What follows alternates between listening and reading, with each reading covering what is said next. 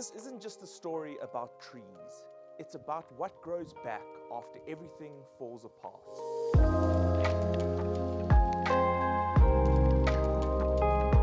Hey everyone, welcome back to the channel.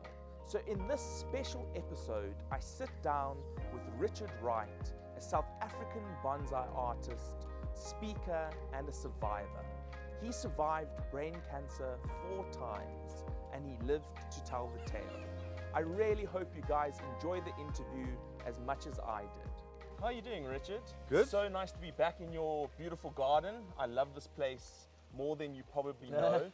And yeah, we've had so many people asking for me to just come into your garden and for you to just, tell a few little things about your space and how you got into bonsai and so on. So yeah, is there anything you want to just start off and share?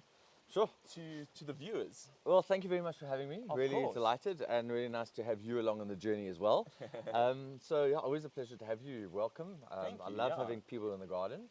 So thank you. What a lucky opportunity. Yeah, thank you very much. So how did you actually how did your journey of bonsai start? I think a lot of people would love to know this question.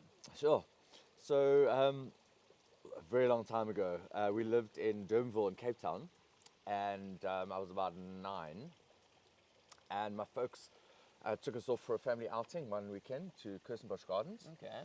And there happened to be a bonsai exhibition there, and that was my first interaction with bonsai, and Wow. I was enamored is the word. So I was absolutely enamored with these little trees, and I'll never forget it was a forest, and I just felt this little 9-year-old got lost in that forest. I still remember the smell actually. In fact, whenever I smell that smell again, it's like wow. It was a very strong memory. And I asked my folks for it was about 2 rand or 2 rand 50 back in the day. I mean, that was a long time ago. Yeah. It's 1979, 1970, Sure. 1980, around about there. And they thought I was going to go and buy a cool drink or something like that. But there was a sales table, and I came back with this little tree. And I'm like, oh, Awesome. wow. And then that was the start of that. And do you know what's quite interesting? And you won't know this, but just before the video, we started chatting about how sometimes bonsai plants, nature, is a bit like therapy. Of course, completely. And at that time, I was going through a rough time. I was Yeah. this angry kid. Yeah, And interesting. I was struggling. And I was going for anger management and Oh, wow. Tigerberg, beating these blocks of polystyrene and just misunderstood as a kid, right? Yeah. And a teacher happened to give me another 3 or 4 trees. My word. And these little trees had their spot in the garden, and it was an outlet. It was lovely. Completely. And then unfortunately we moved, and the trees had to stay behind. And then for a very long time, nothing. And then when I was 22, a girlfriend gave me a bonsai. Okay. And it was pretty much the story of the relationship. Yeah. Not long after the tree died, and so did the relationship. Yeah. But that's when the journey really started with bonsai. Yeah, So- I think sometimes when you kill a tree, that's when the journey really does begin. I'm not advocating to kill trees or so on, but it does. It sparks that, like, why did I kill it, and so on. Yeah. So a lot of you might know this, but Richard actually survived brain cancer. I think it was 4 times. 4 times, yeah. 4 times, and he lost his whole collection because of it. Is this something you can tell us a little bit, like your journey on that? Sure. So I went from back when I was the early 20s. I went from 0 to hero, Yeah. and I started a little bonsai nursery called Subarashi Bonsai. Beautiful. And we had a small holding in Kailami, so put up a big tunnel and planting things in the ground, and had a huge collection. And I was demonstrating all over the country at that time. That was really rad. And I landed up at one of the BCI conventions in Portland, Oregon, 1999. That was great. That was the first time I got to assist somebody on stage, Kunio Kobayashi. Wow, okay. That was great. And I'll never forget that. We were cleaning a pine, and something I'm not really used to because we don't have many here. Not at all. So those are the days when we didn't. Yeah. You couldn't find a When black no pine. one was importing anything, or No. it was not So- even possible. Would you assist? Sure. So now we're plucking needles, and I'm plucking, and he takes a look at the tree and he says, "Clean more." I'm thinking, how much more is there to Is there clean? to clean, yeah. Plucking. Looks. He says, "You clean more." I'm like, oh my goodness. But it was really rad. And I actually came back. In fact, one of the trees, hopefully we'll look later, I came back from that trip with some Japanese black pine seeds. Cool. Okay. And planted black pine seedlings. Wow. Okay. And have 2 of the trees still to this day. So how long ago was that about? That was 1999. 1999. So that was sure. a long time ago. A long time ago. 26 years. Okay. And then, so built up this collection, very big part of South African bonsai scene. If you ignore them, they go away. So my last sort of real impact with the club scene was, for those of you, he has 2 beagles, they smell the dogs. It's like, who's You can see it, yeah. But they're part of the garden, so we need them in these shots. We absolutely do. And so I was part of the first African Kalbi, but that is not allowed. Down, Off. down, no. Sit. Kalbi. The first African Bonsai Convention. Oh, wow, okay. Safari Center in Pretoria. I was part of the organizing committee, big demonstration there. And then after that, moved to Port Elizabeth. And I think I just felt that I was done with the club thing. I just wanted to focus on my own trees. And with the business, it meant that my own focus was off my trees. It was selling trees and getting trees ready to sell. Yeah. And moved down to Port Elizabeth. And an entire Pickford's truck, one of those big removal trucks, with 90% air in it, because it was 1 layer of bonsai, my like the goodness. whole truck. So that was really expensive move with trees. Sure. But took them all down there, and then life kind of fell apart. So ended up getting divorced, and that was tough because I wasn't living on the property and the trees weren't looked after. And then that started a bunch of moves. Okay. So in 12 years, 9 house moves. Wow.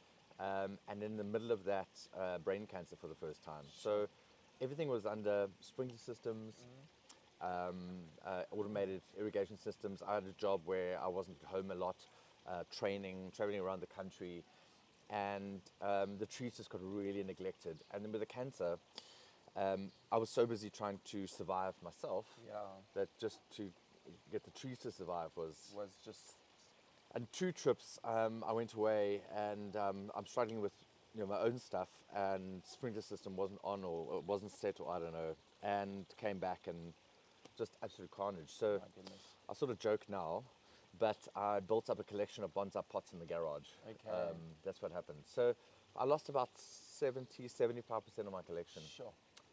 And what remained was derelict, and it was all, get this, anything in a shallow pot, anything in a little pot, anything with little soil, all the finished trees, they were the first to go.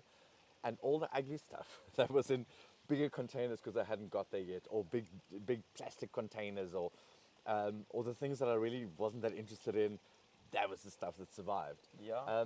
And so part of the journey now has been to try and make some of those survivor trees into something beautiful.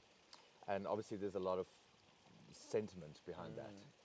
But all the way up until about 2021, so that's a good 20 years, or just under 15 years, very, very little other than trying to keep the trees alive. How has your experience with cancer shaped your relationship with nature and bonsai?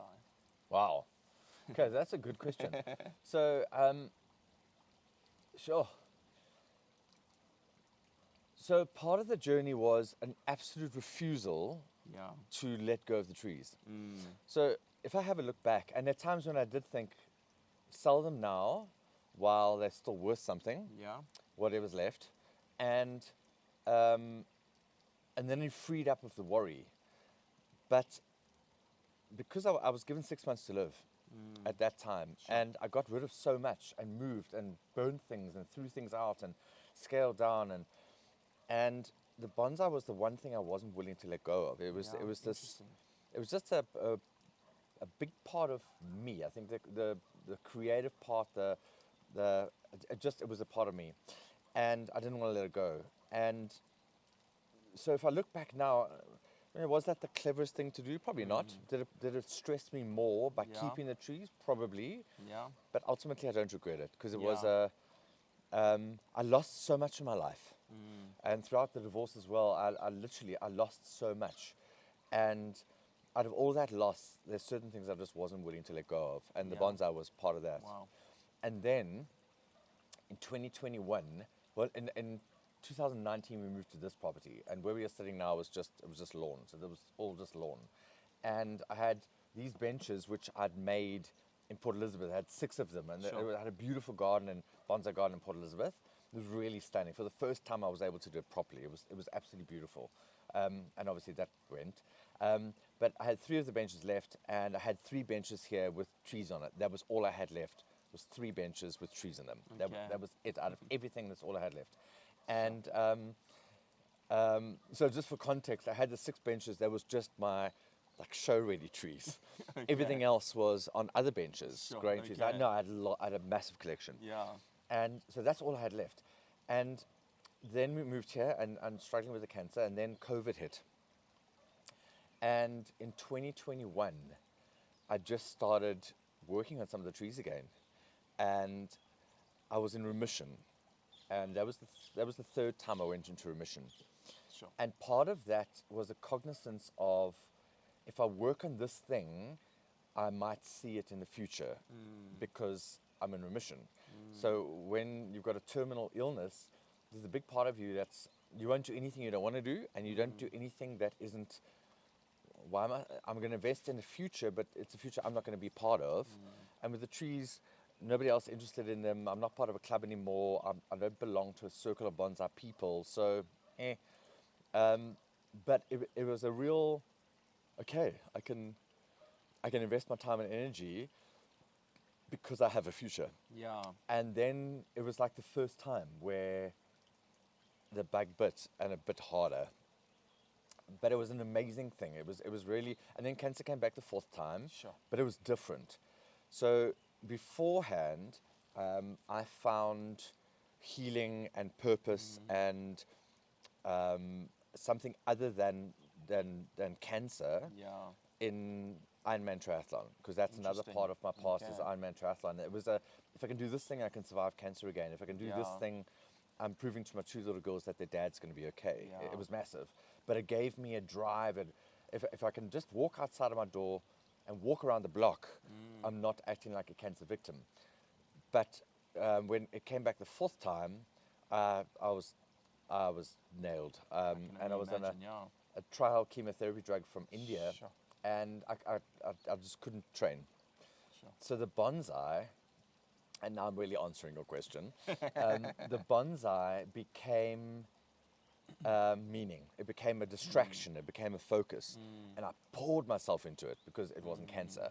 And it was something that I'm nurturing. And now I've got some trees to show for that are worth something. Yeah. And Deborah, my wife, in fact, we got married subsequent to that, loves them. So she's got trees here. Cool. So it was a real sense of, I'm leaving something behind.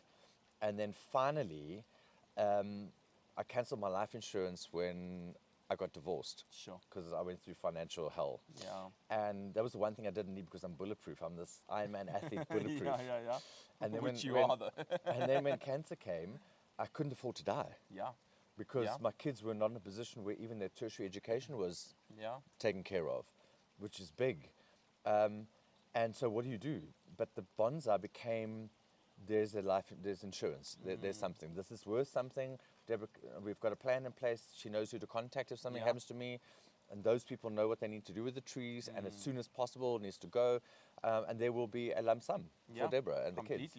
So it became, so it's that sort of investment as well. Interesting. But throughout the journey, the cancer journey, towards the latter part, bonsai really became this thing that, I'm just going to say it, that grounded me. You know, it really did. Completely. And I think people need that in life. Yeah. Absolutely. I mean, that's exactly why I do bonsai is, also suffered with like anger all the time. And it really did just ground me. And I've never felt so peaceful and so like, just like in a way, all the time. And like now I make it a concerted effort to go outside every morning, see my trees, water them, style a tree, just feel the texture of the leaves, and my day is so much better from that. So it definitely does ground you. So what did losing your bonsai collection teach you? Wow. I'm dropping down the big bombs. We'll get a bit lighter later. No, these are great questions. These are really good questions. So this is a question that hopefully will help you. So losing the collection taught me a bunch of things. I think most importantly is that at the very, very bare minimum, trees are amazing. If they just get water and enough sunlight, they're going to be fine. Yeah. And I think what that showed me is just how willing trees are to survive. And the other thing too is I think with bonsai, I see this quite a lot out there, and especially if you don't have enough trees. In other words, get more trees. Yeah. Can never be enough. Yeah, but what happens is people tend to overwork them. So you get a tree that's overworked, and eventually it gets weaker and weaker and weaker and weaker. And so that first thing that taught me is that just being left to their own devices, the trees will be okay. Some of the trees got better because they got so much stronger, and the branches were thicker because I would cut them back, prune them once a year. That was it, cut them hard back. And they developed a lot more character. But then starting again is what really taught me stuff. And I did it so much better the second time, because that first time what we do, and you're not alone, I did this too, we go to the nurseries and we're searching for trees, and we're upside down and we're looking underneath everything, hands are dirty, and we look for the things that are interesting and have got character. And most times those are the trees that have been neglected at the nursery. Those are the ones that are in the patch at the back that they can't sell. Those are the ones that are hanging on with hardly any soil left in a torn black bag. But we look at this little gem, we're like, oh, there's a bonsai. This is incredible, in there. Wow. But it's the worst thing to buy because it looks sickly for a reason. It is sickly. But you buy them, and then you hang on to them, and you try and make a bonsai out of that. But you're not starting with strong material. And you see these things that look amazing. You don't even really know what species they are, but you think they're going to make a good bonsai. And you land up with all of the stuff that is never going to make a good bonsai. Completely. So I was exactly like that. I did all of that, and starting the second time, I'm not going to do that. I'm only going to buy things that I know are strong and healthy, find things that I know, and species that I know are going to reward me for my time. Because if I don't have much time left, then I want to invest my time, not spend it. In other words, investing time is when you get something back for our investment. Completely. Spending time, I get nothing back. So I want to, I only have so much time, so many trees, but I want them to give me something back. And then the last thing I learned is we look for material, we go to nurseries, and we've been taught that we've got to look at the nabari, and then from the nabari, first branch on the right or left, second one on the other side, back, and you look for that tree in a nursery because you want to create this instant bond, and you're going to find one with maybe one branch, another one's the back, but you're going to try and bend that round to make it work, and then another one and you're trying to. So firstly, those rules are there for a reason, but it's not the be all or end all. Yeah. And number two, you're always going to be stuck with a tree that isn't quite what you want. Yeah. So I started completely differently. In fact, behind us here, there's another bench, and that's my little nursery bench. The entire bench was filled with the pots with just trunks in them. That's all they were. In fact, here's a good example. It looks like a telephone pole now, I know, but just a trunk. And I cut everything off to start again, because that way I could choose the branches. Yeah. I would get more branches where there weren't branches beforehand. And I was able to create much better bonsai, much quicker, because I chose just trunks. Yeah. So those learnings. Do you were graft big. a lot? I do graft a lot. Yeah. I do graft a lot. I think that's something a lot of people don't do enough of, in my opinion. You know. Yeah. So I think what happens is, I think the second thing, or third or fourth, I don't know where we are now, but is. I knew I didn't have time as much as before, so I didn't want to make the same mistakes. I wanted to work with better material, and I wanted to create trees that I liked quite quickly. And the best ways to do that are to air layer. So you're already looking for the trunk is already there, the trees are already there, and air laying is really quick. Believe it or not, seeds and cuttings. Interesting. And we think that seeds and cuttings are so slow. Yeah. And they really, really are not. They are not. But the best thing is that you get the best trunk. You couldn't possibly get a better trunk than from a seedling where you can manipulate it from the beginning. And then grafting. I learned that rather have a trunk with nothing on it and then start to build the tree. You think it takes a longer time to get a better tree, but the better tree arrives quicker than you think, and it's a really good tree. You're not working with something that the things that bug you and you can't change them. And it's the process. So, starting from the scratch, right from the beginning, is something so beautiful. Correct. You've Correct. really put in the hard work and so on. Correct.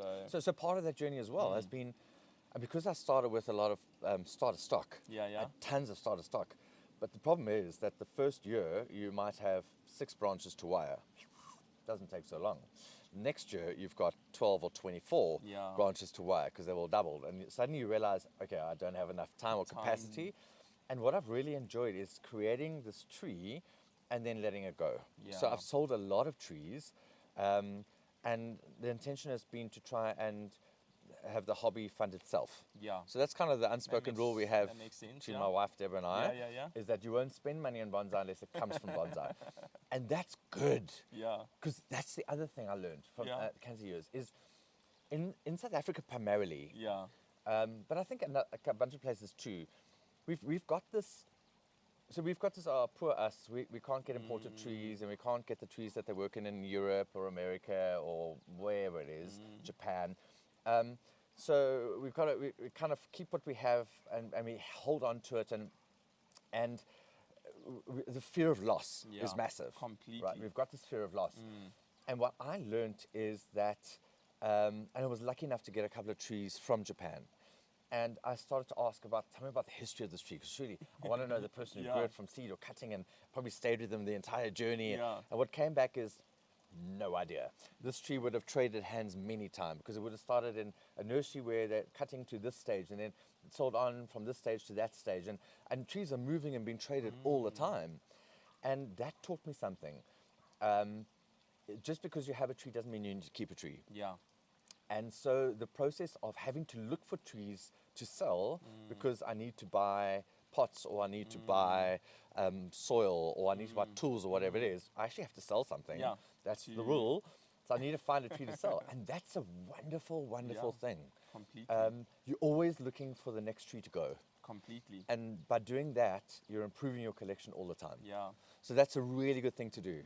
I think that's half the reason why I do this for a living now, is because I could almost, just go out and buy as many trees and just justify, the fact that I've bought all these trees and I spent all this money, and it's for the business. I can claim it back from tax and so on. But there is something beautiful about that, and letting go. Sometimes you got to let go to move to the next step. Else, if you just stagnate with the same trees all the time, you're not going to learn. And that sentiment, I can say I've got trees that I know I could still improve, but they're so sentimental. But once I sell them off, I'm like, don't have them anymore. You're freed up. So I'm freed up. You don't even think about them. I can start the next journey of bonsai, and we're always learning. So there are two things I want to say about that. So firstly, there's a club in America, and I can't remember the club, and it's brilliant. Essentially, the club rules are, there's one president, that's it. We're not going to have this. We're not having meals or drinks or whatever. It's not who's going to bring what. We're doing bonsai. Nobody works in your tree but yourself. It's all like workshop format. Cool. It's a learning experience, right? So I love that. But what they do at their meetings once a month is every member has to bring their worst tree once a month and put it in a box or a table. In other words, you donate really cool. your worst tree. Okay. And you give the tree there, and the rule is that if I might be a younger member or a newer member, I haven't been going for long, if somebody else's worst tree is better than my worst tree, I can take that tree. That's very How rad. But people say, how do you, once you've got rid of your worst tree, how do you find the next worst tree? It is so easy. The minute the worst tree is gone, you look around your garden, the next worst tree just jumps out at you. That's really cool. It's amazing. So what's happening there is you're improving your collection all the time. You're helping other people, and you're freeing yourself up. So why do I have this tree? And if my time is worth money, and I know it's a hobby, and I know we do a lot of it because we enjoy it, and you must do that, and it's therapy, and it's grounding, it's all of that. But at the same time, you want to enjoy it to the max. You want to develop trees that you're proud of. So there's the investment of time. If your time is worth $500, in this country, that's what a professional gets paid per hour, $500 an hour, right? I don't know what you charge, but it should be around about there. You know. Yeah. Then if I'm spending an hour on this tree, Yeah. have I improved it by $500? Yeah. And that's not Interesting. always possible. But Yeah. but have I improved it by that? And if I haven't, and if I'm not going to, what am I Yeah, doing with this what's tree? for sure. Am I learning from it? Is Yeah. it sentimental? Completely. Or maybe I need to let it go and work on trees that I'm going to get more back from. So that's the first thing. And then the second thing, I've now forgotten. What was the second thing? Oh, it was a club where they get rid of trees. So yeah, so it's that always looking to what is my worst tree? What is the one that's bringing down the average? Yeah. You are the weakest link. Goodbye. Out you go. Yeah, Goodbye. of course. Yeah. And I mean, someone else can benefit from that, you know. Always. And always, yeah. I still remember when I started out bonsai, I joined a club, and they had this raffle system. Okay. So every week you would also bring like your worst tree or a tree you didn't want or didn't serve you anymore, and you would raffle these trees off. And I still have this beautiful weeping willow, which was literally just like, to the person, it was like nothing. But at that time, I was like, oh my gosh, a weeping willow, and so on. And now I've somehow developed this tree into something what I think is quite beautiful. And it's got that journey of like one of my first trees, someone like, I wanted a raffle and so on. Yeah. But I'm going to have to let it go soon. I think it's reaching that point where now I can call it a bonsai and not just like a stick in a pot. But yeah, so many people associate bonsai with patience and control. How have those qualities played a role in your own survival and recovery? Patience and Control. Wow. So in terms of my own survival, patience, I'm not a particularly patient person. Okay. Hashtag impatient. So that's tough for me. And like most of us, you know, I mean, in a whole world now that is instant gratification and you just want things. Yeah. But I think bonsai gave me a really good grounding in process, and the patience comes with the process. Yeah. So we know that if you're doing these things, and the same thing, what's quite interesting is that endurance sports, same sort of thing. Yeah. If I'm training for an Ironman where I've got a full marathon, a 42.2 kilometer run at the end of the Ironman, I'm never going to do a marathon in training for that. I might go for a 10K run, I might go for an 8K run, I might go for a 5K recovery run. And doing a 5K run, I kind of think, but I'm training for a marathon. How on earth am I going to manage the marathon? Yeah. But if you're doing that consistently and you're building up, that's the patience. It's doing something, and essentially it's, what do I need to do today that is my future self is going to thank me for? And with bonsai, it's exactly the same thing. If I am working on a tree, I must leave it in a better place than I found it. Yeah. So the whole time, That's really nice. I'm doing these little things that do something your tree's going to thank you for in the future self, or you're going to thank yourself for. And that's the patience required with bonsai. So that journey has been really good for me. And also the sense that I'm not a particularly positive person. Okay. It's really hard to be positive when you're told you're going to die 4 times. Yeah. Yeah. You know, I've suffered with depression, and I've really battled with even looking at a future. But positivity is a feeling. So like any other feeling, there has to be a trigger. Yeah. So there's going to be a trigger. The trigger's there. I feel this. So if I said to you, Clive, we're going to experiment here. You do this at home or wherever you're listening, right? Yeah, I'm excited for this. Count 1, 2, 3. I want you to feel angry. Feel angry. No, yeah, I can definitely not feel angry. How can you feel angry? Because there's not a trigger for anger. Does it make sense? Yeah. Feel and sitting in this beautiful garden, it's very hard. Yeah. So how do you feel angry? But then people tell you, you just feel positive. Just be positive. Why can't you just be positive? Are you mad? My reality isn't positive. So how can I be? So that's called toxic positivity, where I'm trying to be positive, although my reality isn't. So it's a feeling. You can't have a feeling all the time, and you can't have a feeling unless the trigger for the feeling is there. But optimism is different. Yeah. I'm a radical and rebellious optimist. Okay. And optimism is the belief that the future can and will be better, and I've got the power to make it so through my actions. Sure. So there's nothing. Why would my future not? I've got a 100% success rate. What what determines that this thing is going to prevent me from continuing that success rate? Yeah. So Wow. what do I need to do today, despite my reality, in order to get to that future that I can be optimistic about? So optimism is a choice, and it doesn't mean you have to feel positive. Yeah. And bonsai is very much that. I look at something and I don't feel particularly positive about this thing because, especially now in winter, it's not moving, it's not growing, it's not doing anything. This tree is dormant. Yeah. What's it to feel positive? I've seen it now with no leaves. It's lovely, Yeah, but like a good few years. oh yeah. my goodness, how long is it going to take before this tree is something or whatever? But it's the optimism to believe that if I just keep on doing the things I need to do, Yeah. not water it in winter, Yeah. take moss off to let the soil dry out a little bit, whatever it is, I'm building a better future. Of course. That is And really then, cool. Yeah. and then the control. I quite like control. Yeah. maybe You that's sound very, very similar. well, and maybe that's part of what the bonsai journey is about, is that we do have control.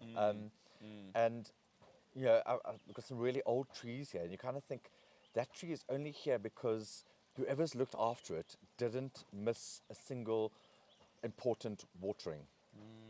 If it hadn't been for that control of doing yeah. something every single day or couple of days or whatever it is, that tree would not be 50, 60, 70 years old and be still here. So that control, it goes two ways. What it's also taught me is that despite all the control, nature Yeah. happens, life Yeah. happens, Yeah. and you can't control everything. Does your garden ever stress you out? I'm just curious. Like, Yeah, it does. So there are times, that's part of the Yeah. reason why I've had to scale down. okay. I've probably got rid of, whether I've given away, sold, taken out of a pot and thrown away. Yeah. I've done that to some Taking trees. the trees off your roof. I've done that. There are no trees on my roof Oh, anymore. really? Oh, No- wow. Okay. I thought no we were going to have a trees. roof tour. It's a flat roof house, and I ran out of space, so trees on the top. Great place to put things that love sun. But climbing up a ladder every day to go and water Yeah. wasn't great, especially Yeah. when I wasn't there and Debs had to do it. Yeah.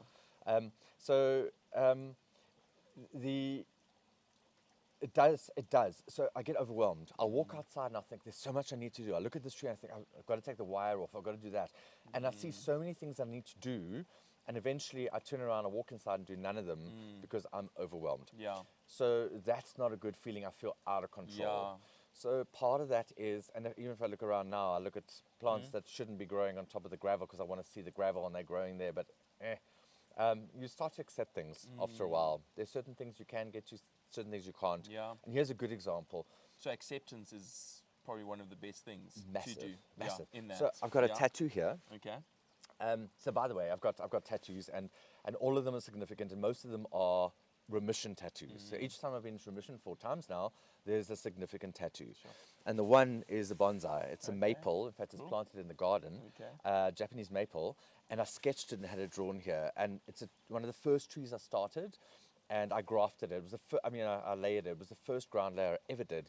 It was a lovely little tree, and I lost most of it, but the tree hung on. But I sketched it the way it used to be.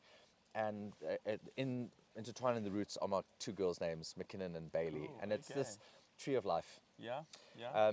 But where I'm going with that is on this shoulder here, above another tattoo, second remission, which is it's a lion, Richard the Lionheart, Leo, I'm a Leo, and there's a lotus. Cool. Out of all the muck, there's this beautiful thing. And across the top of the words, amor fati. It's Latin from Friedrich Nietzsche. Okay. And it's love your fate or embrace your fate, because it is in fact your reality. Cool. Yeah. And that was a big part of that struggle the second time, was accepting that this is what it is. And when we accept that, we're freed up to do something about it.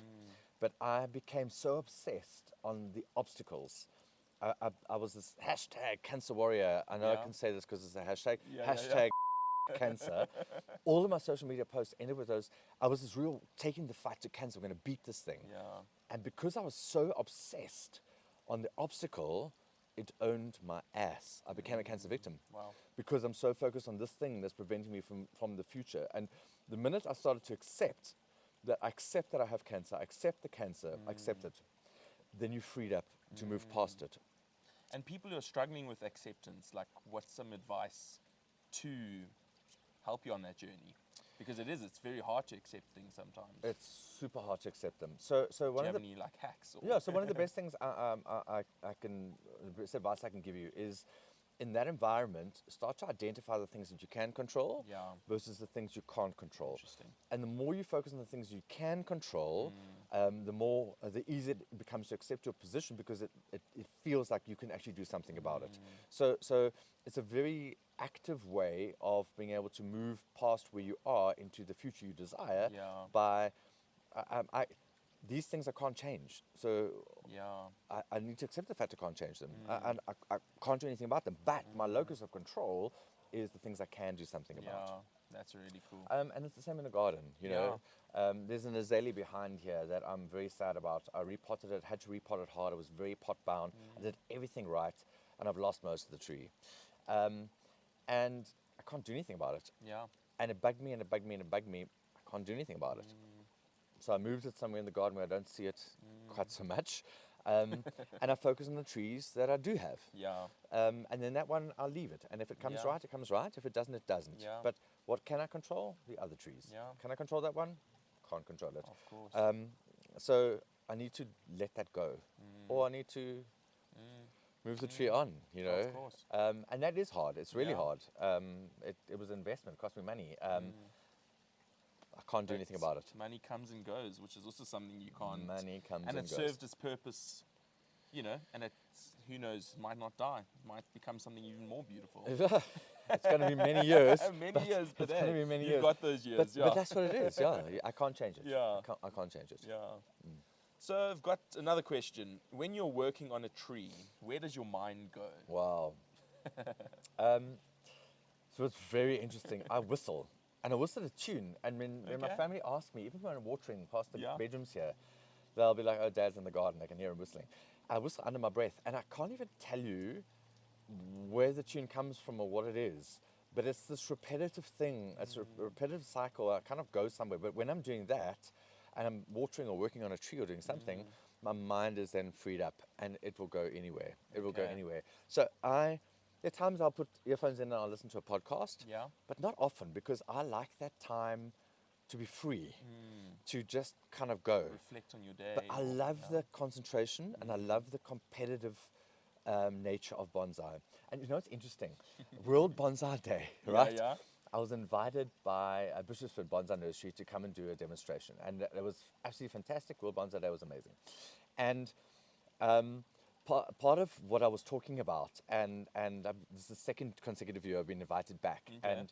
And Debbie and Gail asked me to, because I do speaking for a living, keynote speaking, and they said, can you kind of mix the two? Yeah. Do a bit of talking and a bit of demonstrating, and let's do something a bit different. And that's been fantastic, right? And so I'm busy chatting and talking, and I forget how I got there. Well, I'll talk about the fact that I'm pretty much ADD, for sure. In fact, if I'd started school in today's world, the first teacher that clapped eyes at me would have been Ritalin, whatever, put that kid on Ritalin.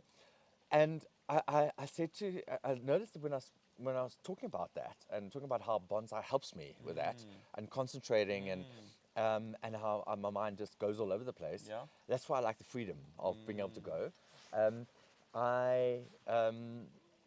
Even now, my brain's going. I looked around and people were like looking at me like they were invested. Wow. And I thought, okay, nobody's looking at me laughing. Nobody's looking at me going, what's wrong with him? So I thought, okay, let's take a risk.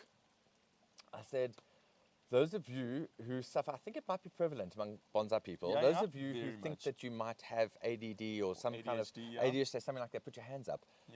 90% of them, of the 30, 40 people that were there, hands up. I was like, oh my Well, it's funny goodness. because I'm also very much ADHD, suffered it through my whole life. You know, at school was always like, you need Ritalin.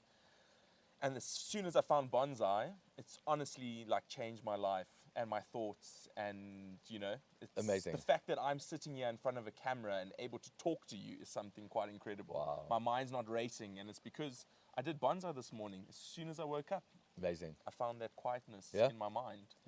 So where my mind goes, and I love listening to music, but in the background. So put music on the radio, whatever. And the cool thing is, I've got a little workshop set up in the house. It's sort of a outside patio that's been joined and it's kind of Yeah, part of yeah. the house. But it means that I'm part of the family, I'm part of what's happening, and it's a nice place to be. It really is. I've created a cool place to sit and work. I'm not stuck in a garage somewhere it's dark and cold and whatever. So that I quite enjoy. But sometimes what puts me off though is I'll bring a tree in thinking like that pine over there. I need to wire that pine completely. From beginning to end, I need to wire the whole thing. And it's going to take me probably 2 days in amongst other commitments I've got. Yeah. So I'll bring it in, but to start it, because I know it's a big job and it's overwhelming and just the concentration, and then I'm just disappear somewhere else. 4 or 5 days later, I bring the pine back outside again because I need to water it.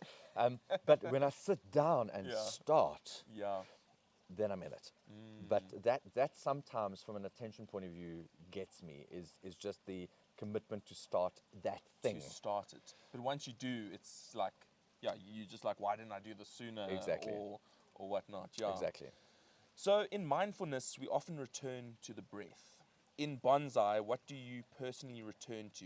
A feeling, a process, or purpose? Wow.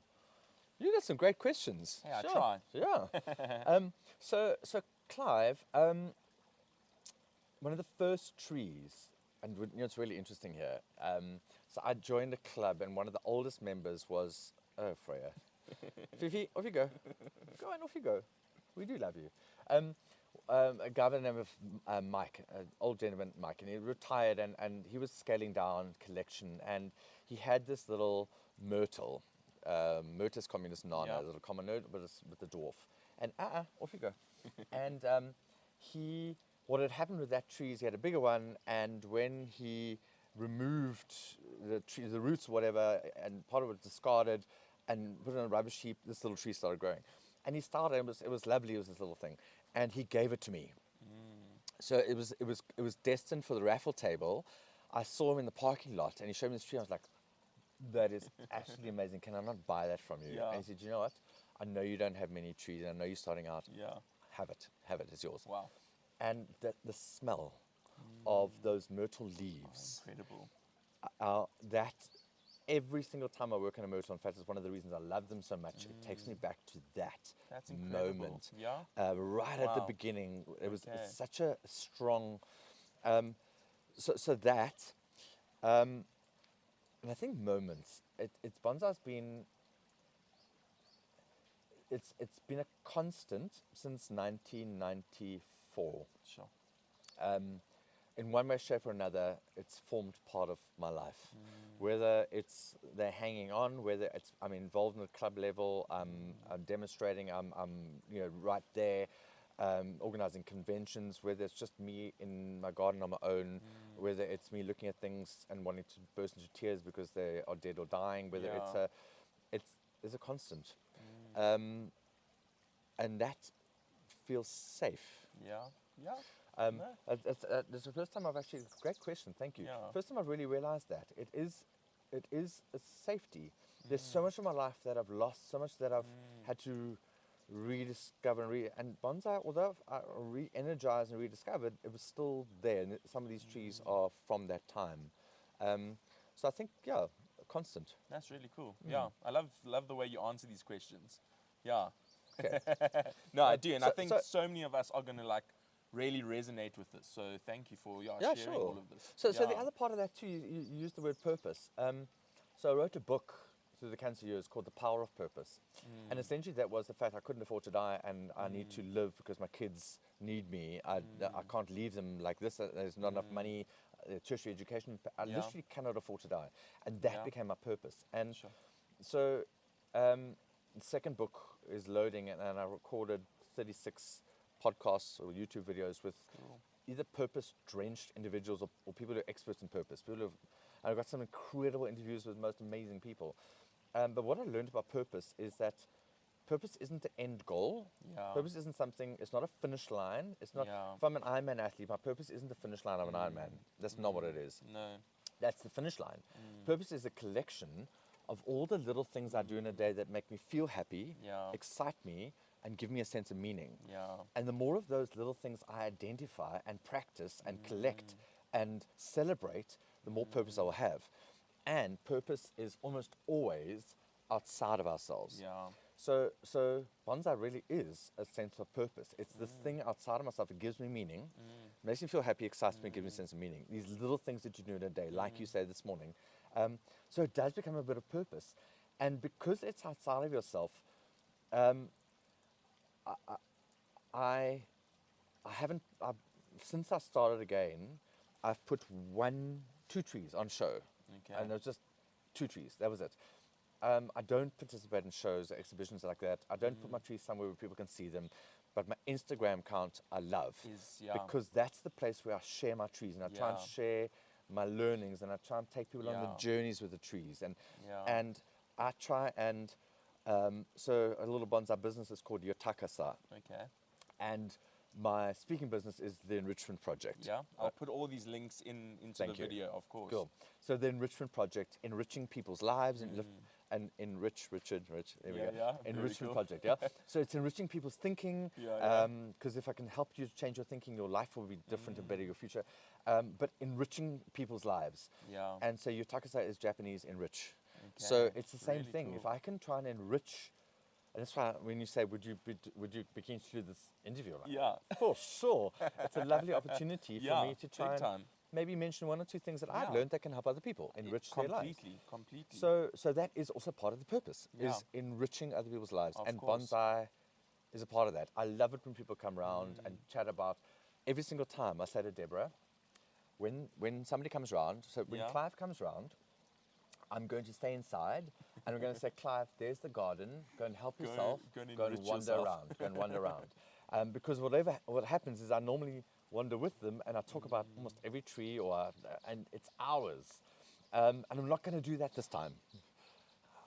I've never got that right. Yeah, but I think also so many people come here because they see your trees on Instagram and so on, and they want to hear about how this tree started. And so many people are starting out, even like my buddy Paul. Okay. He often comes here, Yes. and he just wants to hear about all the trees, and Yeah. because he's also starting out his collection and so on, so it helps.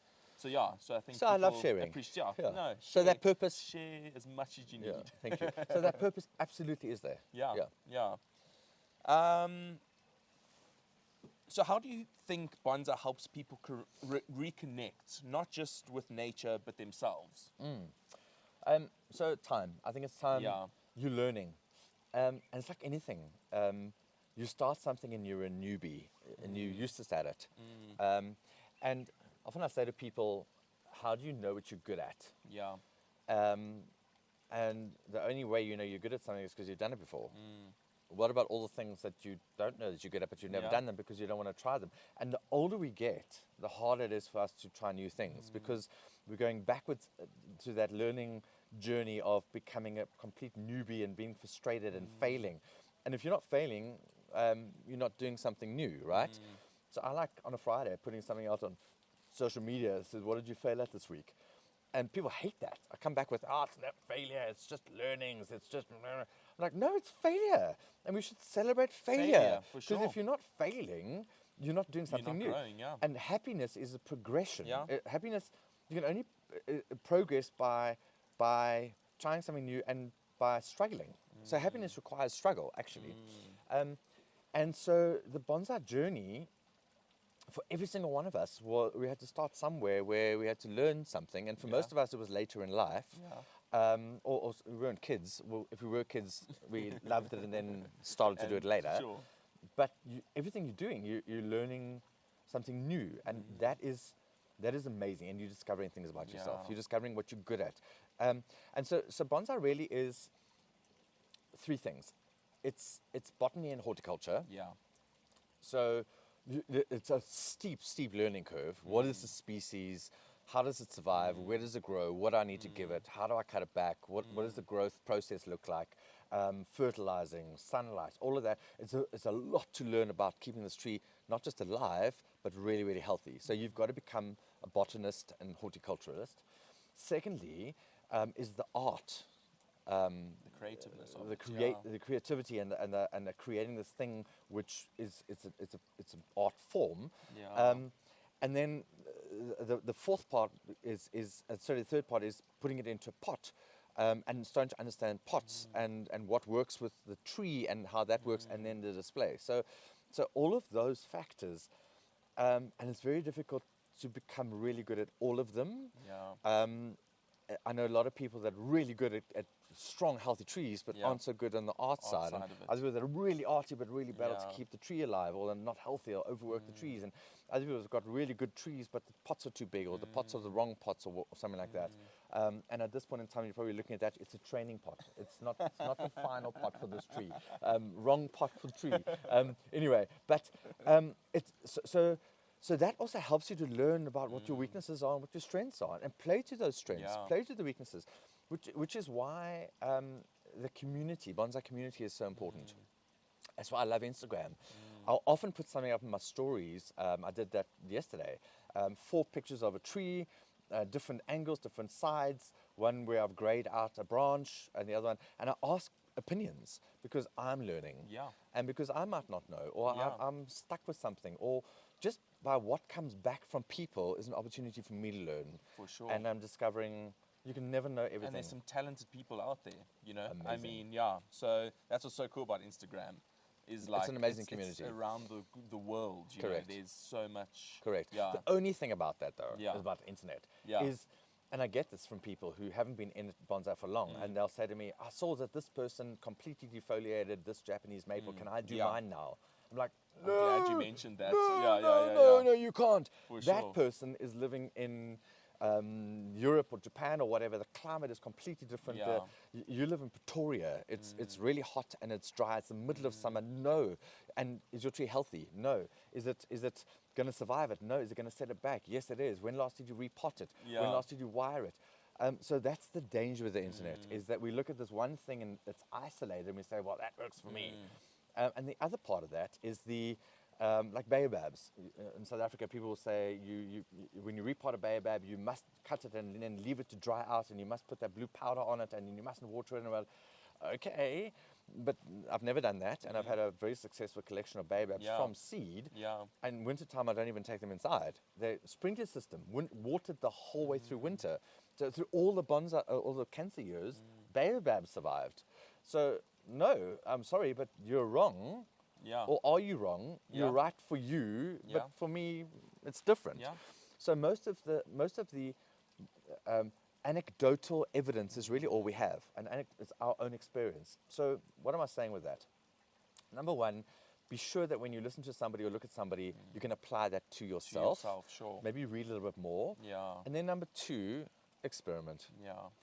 But experiment with your immature trees or Yeah, stock you're prepared to lose. Completely. But the more you experiment, the more you will learn. But just because somebody says that this is the only way to do it doesn't mean it's the only way to do it. But before you take that on, scratch the surface. And that's why the Instagram account's quite nice, is, hey, help me out. What are your thoughts? Can anybody help me with this? Do you have advice for this? How does this work in your country? If you're also in the Southern Hemisphere, what do you do? So that's really good. No, I'm glad you mentioned that, because it is. I think a lot of people fail because of that. They look at all these guys in Japan and Europe, and it's not the same. So here's a good example, actually. Here's a good example. So I was really, one of the trees, so I learned bonsai with a club, but then with magazines. So Bonsai International and Bonsai Today. And I've got every single Bonsai Today, except number 1 to 7. Sure. You just can't That's get. Incredible. But from 8, I've got all of them. And I can tell you, show me the cover and I can tell you what's in there and what to find in there. I know those things. And books. You've studied them. I built a library of books. And that is amazing, right? But that's all we had. We didn't have an internet. We didn't have, but they're just so amazing. And one of the species I always wanted to get was a Japanese beech. Fagus crenata. I wanted a Japanese beech. You just see them all. And I finally managed to get one, and they are stupidly expensive. Any deciduous tree imported are. And it was this tree that's a big beech, but it's really not great material, right? But it's an amazing tree. It was the tree. It's a beech. Amazing. Lucky to have it. And in fact, behind you there, I air layered the apex off it. Even air layering is a process, right? And trying to work with the tree, but I'm applying maple pruning and pinching and celtis pruning and pinching to the beech. and I'm not succeeding. Yeah. It's kind of, but it's a deciduous tree. It has alternate leaves. That's Celtis, right? Why is that not working? Hawthorn, why is it not working with the beech? And just, I'm struggling. And finally I went back to the magazines, started to read some of the Japanese articles translated by Craig Risser and William Bill Vadavanis. And there it is. This is the difference, and this is what you need to do. So I think that's, so with the beech, I'm like a complete beginner.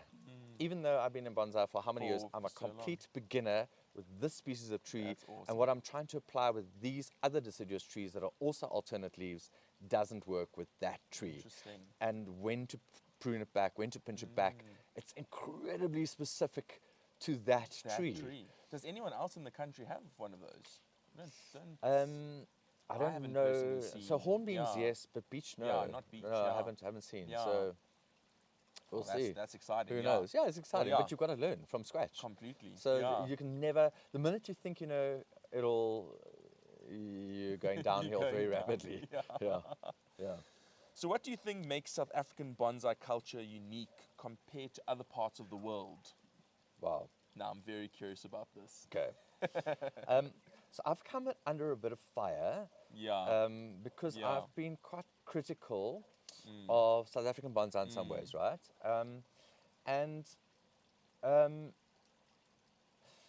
So the criticism comes from a good place. Yeah, for and sure. I'll tell you why. Because we have incredible species here. Yeah.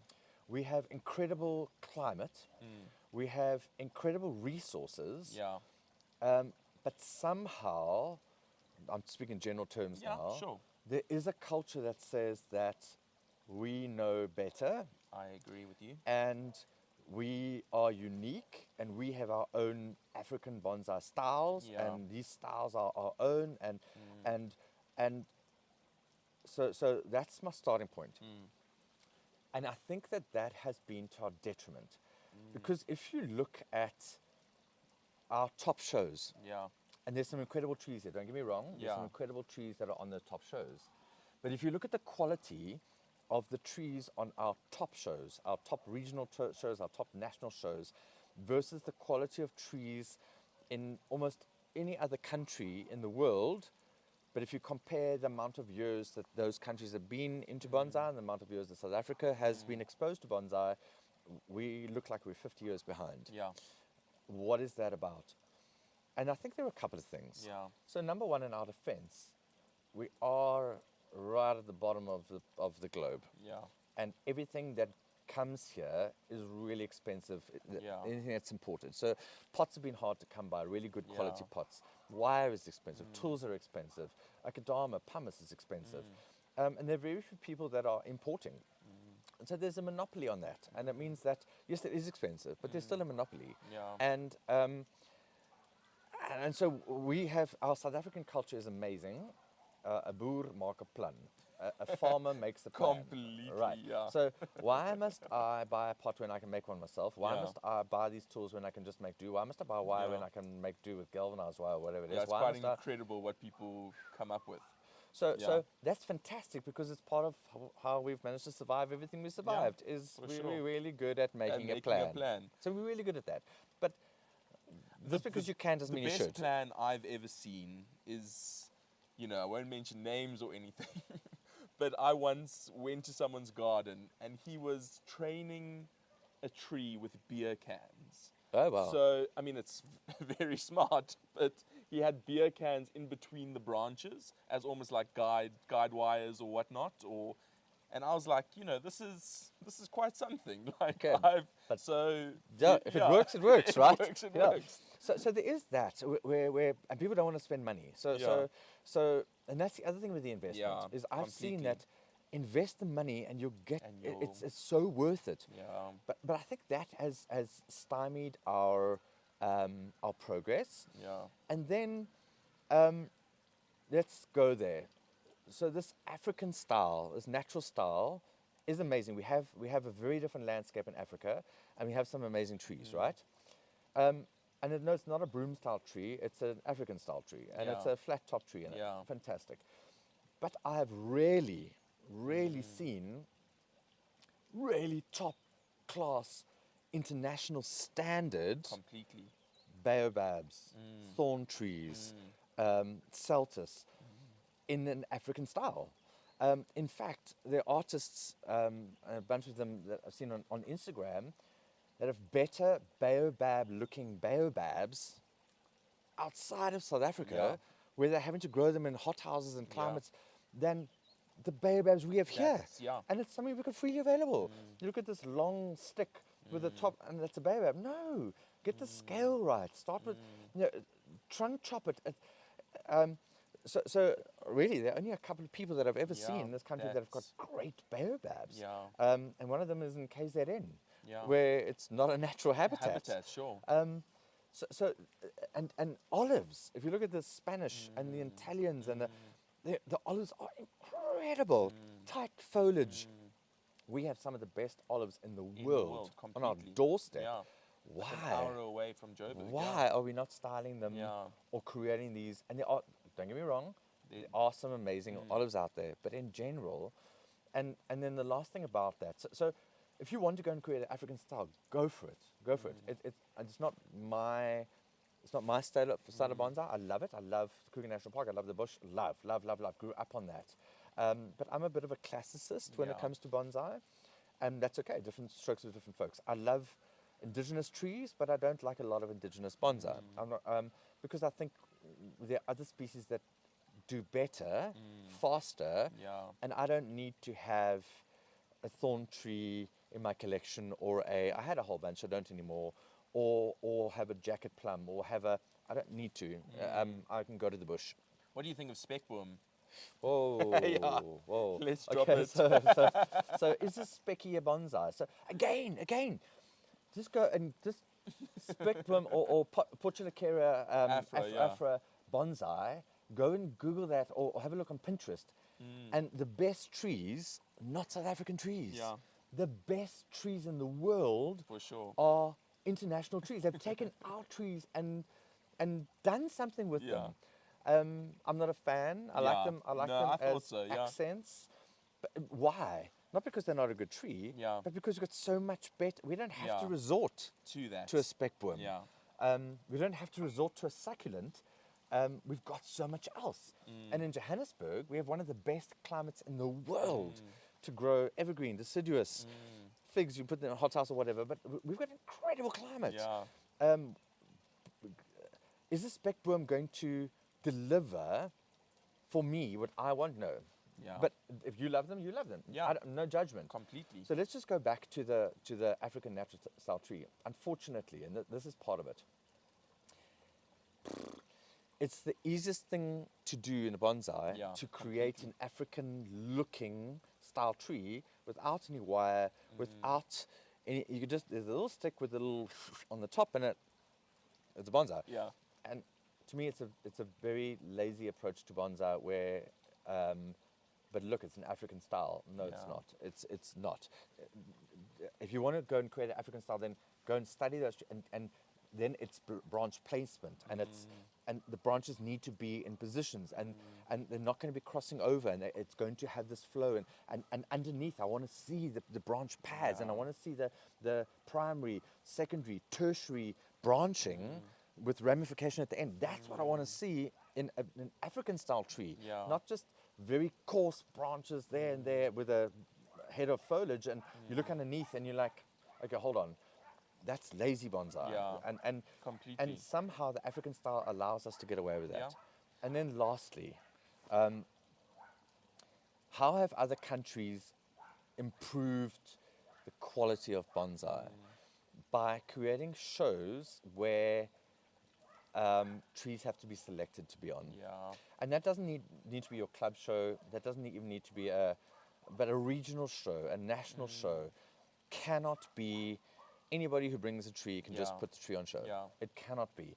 Because that's also teaching people that this is okay and it's accepted and it's quality. It's our top show. There must be quality trees. And that is a tough one because who decides?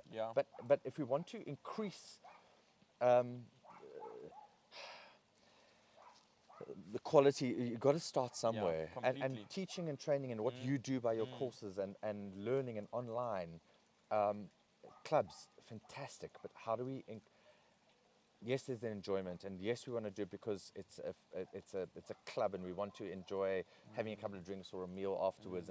But at the end of the day, if you're in it because you want to, and that's fine. Yeah. But if you're in it because you want to create bonsai that are exceptional, and the quality is something you're after, you want trees that old. That's the number one thing. It must look old. Yeah. Yeah. So that's. Yeah. I think we've got incredible talent. Yeah. I think we've got pottery. Why don't we get? Yeah. Why? One of the best ceramicists, Anthony, left and has gone to the States, and what a gap! Yeah. Because there's some people, Russell, I forget his wife's name. Sorry, Russell. Lawrence create amazing pots. Yeah. And really artistic pots and fantastic, but there isn't anybody that's creating classical, good quality pots with great I glazing completely agree. pots. So there's a gap. We've got everything. I get frustrated. It frustrates me too. Yeah. I get frustrated. No, completely. I Yeah. can only imagine why. Yeah. So, what is your favorite bonsai technique?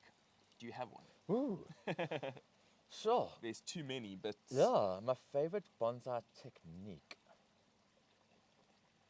Wow. That's a tough one to choose from. Like a really tough one to choose from. I'm going to say wiring. wiring. Wiring. And the reason completely. I'm going to say wiring is because you can take something Yeah. and you can create something with it, and you're setting it up for a future.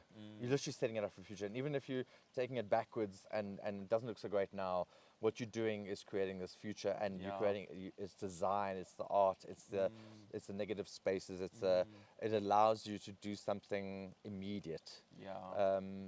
Wiring. I think that's probably is one of the best ones. I was You gonna- I get the most out of it. Yeah, I was going to say Yeah. I love little seedlings. The first wiring where you're wiring the trunk, I love that. But that's still the wiring. Yeah. What an awesome conversation we had.